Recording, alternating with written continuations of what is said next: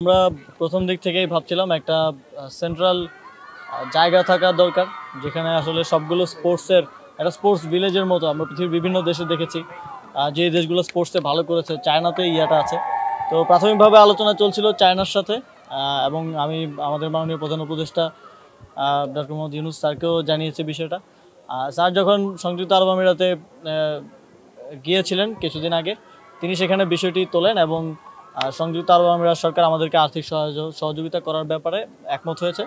তবে যেহেতু আমরা ক্রীড়া বিকেন্দ্রীকরণের কথা বলছি, সেই জায়গা থেকে 8টি বিভাগে 8টি স্পোর্টস হাব করার ব্যাপারে সিদ্ধান্ত হয়েছে। এখন মন্ত্রণালয় কাজ করছে, মন্ত্রণালয়ে আরও ডিটেইল ডিজাইনিং করে আমাদের কি পরিমাণ আর্থিক সহযোগিতা লাগবে সেটা আমরা জানাবো, এবং আশা করি যে আগামী অর্থ বছরেই আমরা কাজ শুরু করে দিতে পারবো স্পোর্টস হাবে। আমরা ব্যাকগ্রাউন্ডে অনেকগুলো কাজই করছিলাম, তার মধ্যে আমরা দেখলাম যে গুলশানে আমাদের জাতীয় ক্রীড়া পরিষদের একটা বড় জমি আছে যেটা বেদখল হয়ে আছে।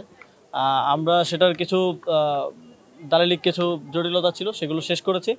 আমরা সেটা নিয়েও একটা ডিজাইন করা হচ্ছে, যে যেই ফেডারেশনগুলো সাধারণত ইনডোর স্পোর্টসের যে ফেডারেশনগুলো আছে, সেই ফেডারেশনগুলোকে সেখানে অফিস এবং স্পোর্টস ফ্যাসিলিটিস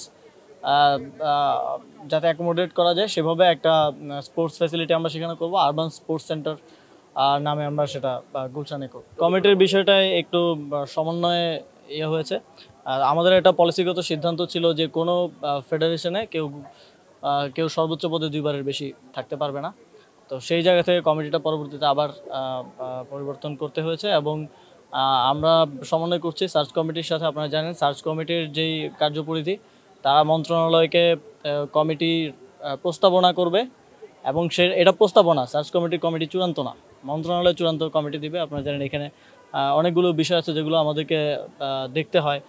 অনেকের রাজনৈতিক পরিচয়, কেউ পূর্ববর্তী ফ্যাসিবাদের সাথে জড়িত, এবং আমরা অনেকগুলো ফেডারেশনের লোকজনকে সরাসরি রাজপথে গণঅভ্যুত্থানের সময় হামলায় অংশগ্রহণ করতেও দেখেছি। তাদেরকে তো আর আমরা দিতে পারি না। সেই জায়গা থেকে মন্ত্রণালয় এগুলোকে আরও ভালোভাবে পর্যবেক্ষণ করার মাধ্যমে কমিটিটা চূড়ান্ত করবে, এটা হচ্ছে নিয়ম আর কি।